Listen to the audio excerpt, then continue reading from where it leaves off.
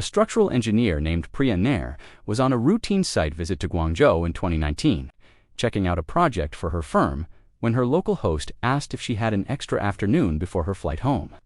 She did. He drove her 2 hours to a lake she'd never heard of, and she spent the next 20 minutes standing on the shore not saying anything, because she was trying to figure out how a building the size of a small mountain was floating on water without a single visible support breaking its surface. She told a colleague afterward that it was the first time in her career a building had made her feel like she didn't understand her own profession anymore. That reaction keeps showing up whenever engineers from outside China actually visit these places in person, rather than just seeing them in photos online. And once you start looking closely at what's actually been built over there in the last decade, you understand why. These aren't renderings. They aren't concept art for some far-off future. They're finished buildings, with guests checking in tonight, that look like they were airlifted out of a science fiction movie and dropped onto the Chinese landscape. Hotels shaped like ancient gods. Hotels sunk 300 feet into abandoned quarries. Giant mirrored spheres rising straight out of lakes. Today, we're counting down 10 of the most genuinely mind-bending hotels on Earth. All of them real. All of them open right now. And by the time we get to number 1, you'll understand exactly why engineers keep getting on planes just to go stare at them in person. Let's start at number 10 with a tower that looks like someone reached in and carved a hole straight through its middle. The Morpheus Hotel in Macau takes a 40-story tower and removes the entire core. Not a courtyard, not an atrium tucked into one side. The whole center of the building is open air, from close to the ground all the way up near the top, leaving a structure that looks less like a tower and more like a giant knot of white steel wrapped around empty space. Architect Zaha Hadid was famous for rejecting flat walls and straight corridors throughout her career, and Morpheus is arguably the most extreme expression of that philosophy she ever completed. The steel exoskeleton on the outside isn't decorative. It's the actual structural system. There are no internal support, columns running up through the middle of the building the way a normal skyscraper would have them. Every ounce of weight from the guest rooms, the glass, the concrete floors, gets carried outward into that looping steel frame and down to the foundation. The geometry is so unconventional that the engineering team reportedly had to build custom software just to model how load would travel through those irregular, curving connections, because nothing off the shelf was built to handle a shape like this. At night, interior light spills out through that open central void, turning the hollow core into a glowing shaft visible from streets away. And depending on where you're standing, the whole building seems to twist into a completely different silhouette. From one angle it reads as a figure 8, from another as 2 separate towers fused together mid-air. It broke essentially every convention high-rise design typically follows, and it's only the 10th entry on this list. Number 9 takes the futurism in a completely different direction, aiming not at abstract sculpture, but literally at outer space. In the city of Zhuhai, there's a hotel shaped like a flying saucer that's landed on the ground. The Chimlong Spaceship Hotel is a massive silver disc. Its surface one continuous sweep of curved metal with barely a visible seam. Anywhere on the exterior, instead of ordinary rectangular windows, the building uses round portholes lined up in neat rows around its circumference, more reminiscent of a submarine or an orbital station than anything you'd expect from a resort. LED lighting rings the entire outer edge. And at night, the whole disc pulses in blue and white sequences that make the structure look powered up and ready for liftoff. The engineering challenge hiding underneath that smooth shell is significant. A disc that wide creates an enormous amount of surface area for wind to push against, and while the curved shape actually helps deflect wind rather than take it head-on the way a flat wall would, the internal framework still has to support a very wide roof span without support columns interrupting the open interior. Visiting aerospace engineers have reportedly compared the internal bracing more to an aircraft fuselage than to anything found in a typical building code. That a shape this extreme functions as a working resort, pools, restaurants, hundreds of guest rooms, is what tends to leave first-time visitors stunned. Number 8 swaps silver for gold and swaps a flying saucer for a flower. The Grand Lisboa in Macau rises 47 stories in the shape of a blooming lotus, its entire exterior clad in gold-toned glass and metal panels, each one angled slightly differently to catch the light. From its own unique position, the result is a tower whose color genuinely shifts through the day. Warm amber in early morning, blazing bright enough by midday to be visible for miles across the city. What makes it structurally unusual is that a lotus bulges outward as it rises, rather than tapering the way most skyscrapers do, meaning the widest point sits partway up the building instead of at the base.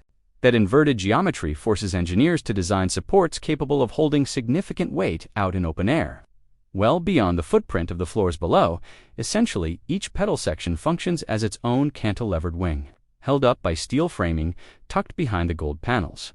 At night, the building becomes a moving light display with illuminated strips running along every pedal and the gold surfaces bouncing that light outward in shifting patterns. Depending on your angle, it reads as a crown or as a burst of golden light frozen mid-explosion above the skyline. Almost no two panels on the curved pedal sections are identical in size, meaning the construction crew had to fabricate custom pieces for nearly every position on the facade. A small reminder that, from a distance, this kind of building looks effortless, and up close, it looks like a manufacturing puzzle with tens of thousands of unique pieces. Number 7 pulls us out onto open water, using 8 connected spheres instead of a single tower. The Sunrise Kempinski Hotel has no straight lines anywhere in its footprint. It's built from 8 enormous glass spheres, each functioning as a separate wing of the hotel, linked together by curved glass walkways that arc over the lake surface like connective tubes between space station modules. The spheres sit directly on the water, and they're round. Mirrored surfaces reflect the sky so completely that on overcast days they nearly disappear into the clouds above them. Building with spheres is inherently harder than building with boxes, because a cylinder only curves in one direction, while a sphere curves in every direction. Simultaneously, every glass panel becomes a unique three-dimensional shape that has to be manufactured to extremely tight tolerances, and that difficulty multiplies across 8 separate domes. If even one panel is off by a small margin, it won't seat correctly against its neighbors, and the seal fails. The connecting walkways add another layer of complexity, since they need enough flexibility to absorb movement from wind and shifting water levels while still staying watertight for guests walking between spheres. At night, all 8 domes light up from within, and the still lake beneath doubles the image in reflection, turning 8 glowing orbs into what looks like 16 half real, half mirror, an effect so convincing that it's genuinely difficult to tell where the actual building ends and the reflection begins. Number 6 goes the opposite direction entirely, descending into the earth instead of rising above the water. The InterContinental Shanghai Wonderland is built inside a disused quarry, not beside it. Inside it, with the structure stepping downward nearly 300 feet into the pit left behind by decades of mining, the glass facade follows the irregular contour of the quarry walls rather than imposing a flat surface onto the landscape, which gives the building the appearance of something carved directly out of the rock face by people who'd figured out how to live underground. The engineering obstacles here are substantial. Rock is never uniform, riddled with cracks and inconsistent density. So every anchor point had to be individually assessed and secured into the stone from multiple angles. Quarries also collect groundwater naturally, and rather than fight that, the design leans into it. An artificial waterfall runs down the exposed rock face directly past guest room windows, illuminated at night so the falling water glows against the stone. The lowest 2 floors sit below the surface level of the quarry's flooded lake entirely, with glass walls that look straight into the water, where fish move past just outside the window. Sleeping nearly 300 feet underground, surrounded by rock and water, is an experience essentially no conventional hotel can replicate. Visiting geotechnical engineers have noted that the entire construction logistics chain had to be inverted for this project, since materials had to be lowered down into the pit rather than lifted up by crane the way a normal build works, meaning the traditional hierarchy of a hotel gets flipped to with the most desirable, expensive rooms sitting at the very bottom instead of the top. Number 5 brings us back to water, this time shaped like a glowing ring. The Sheraton Huzhu Hot Spring Resort is built as one continuous horseshoe of glass and steel, resting directly on a lake's surface. No flat walls, no straight sections, nothing but a single unbroken curve from one end of the building to the other. That shape creates an immediate visual puzzle. Something this large and heavy shouldn't look weightless.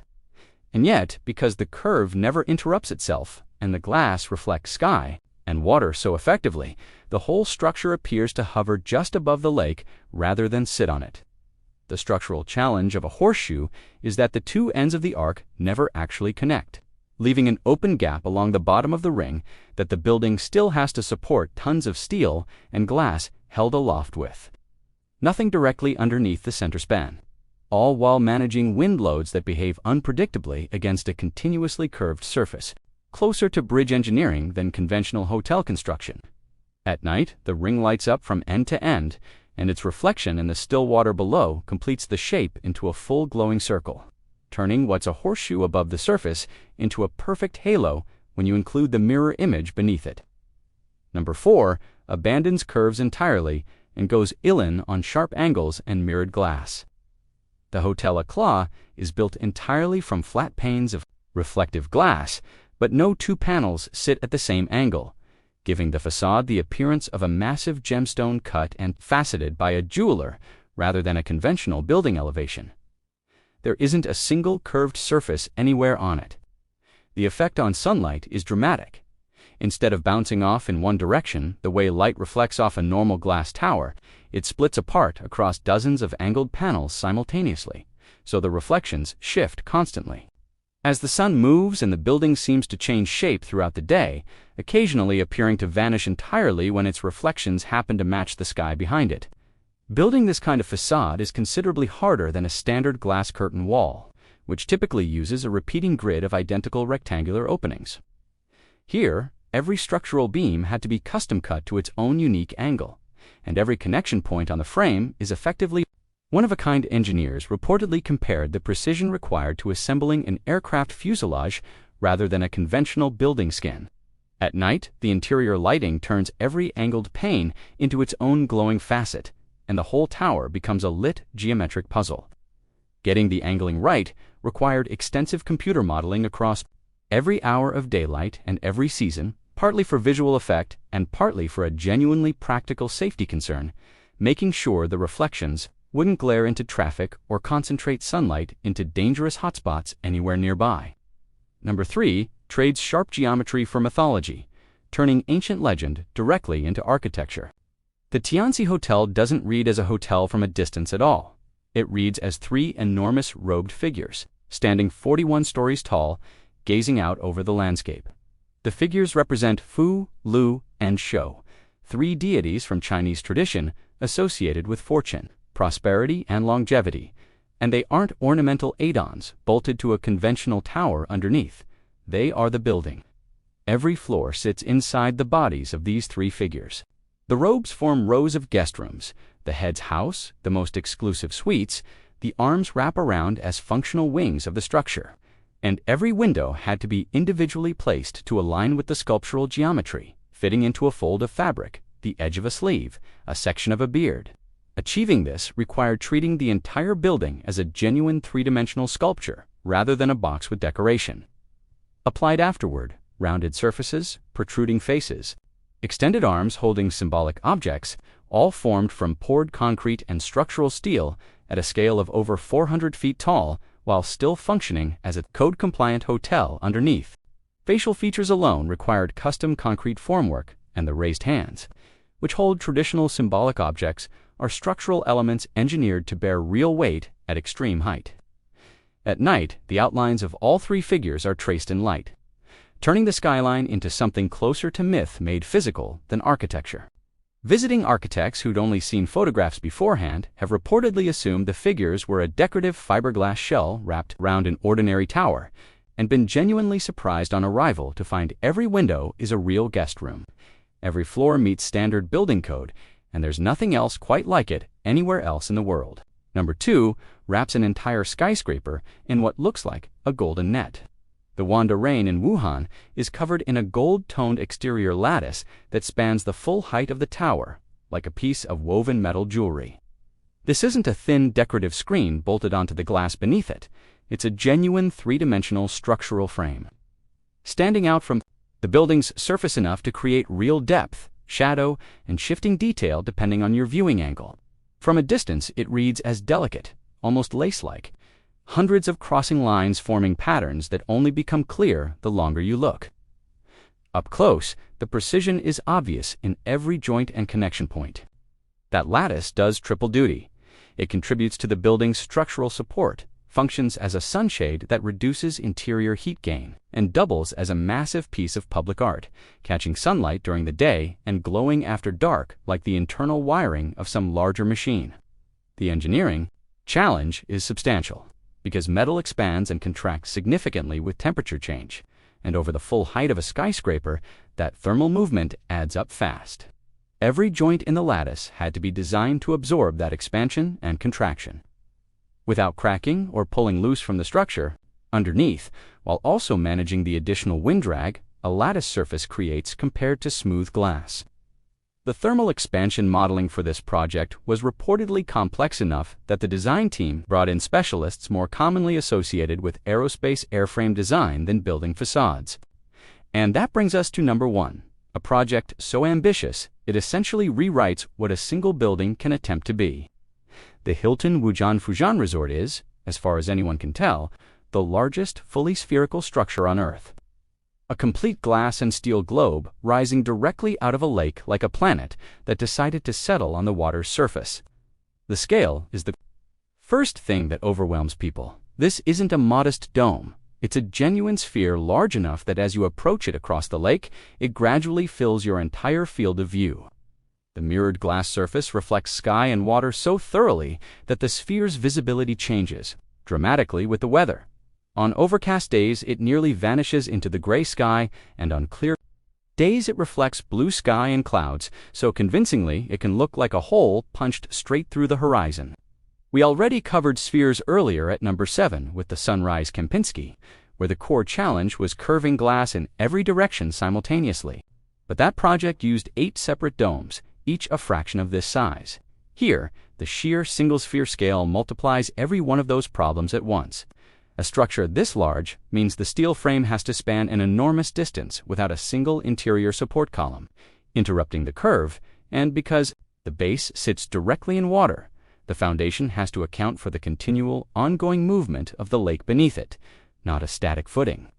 Mirrored glass is both heavier and more rigid than standard clear glass, and bending it into a spherical form without cracking it demands that every panel be precision-formed off-site in a factory and then transported and installed into the exact position it was custom-built for. A single panel off by even a small margin would leave a visible flat spot or bulge, ruining the illusion of a perfect sphere. Wind behaves differently against a structure this size and shape too, wrapping around the curve rather than slamming into a flat face, generating complex, shifting forces from multiple directions simultaneously that engineers had to model extensively in advance. Visitors who've stood at the lake's edge for their first look often go quiet, some raising their phones to take a photo and then lowering them again, apparently sensing that a picture wouldn't capture it anyway. At night, the entire sphere glows from within, becoming a massive luminous orb floating on dark water. Bright enough that from a distance it genuinely resembles a second moon that's landed on the lake. The design is simple enough in concept. The biggest sphere anyone could reasonably build and executed cleanly enough that it makes nearly every other round building on the planet look like an early sketch by comparison. 10 buildings, 10 completely different approaches to the same basic question. What happens when you stop treating hotel as a fixed shape and start treating it as an open design problem instead? Holes cut through 40-story towers, flying saucers with working restaurants inside them, gold lotus flowers, floating spheres, gods you can sleep inside of, a resort buried nearly 300 feet in the ground. None of these are concept renderings sitting on someone's hard drive. They're finished, occupied, functioning buildings, with real guests checking in and out every single day. So here's the question for you. If you had to pick one night in any single hotel on this list, which one would you actually choose, and why? Drop it in the comments. I read all of them.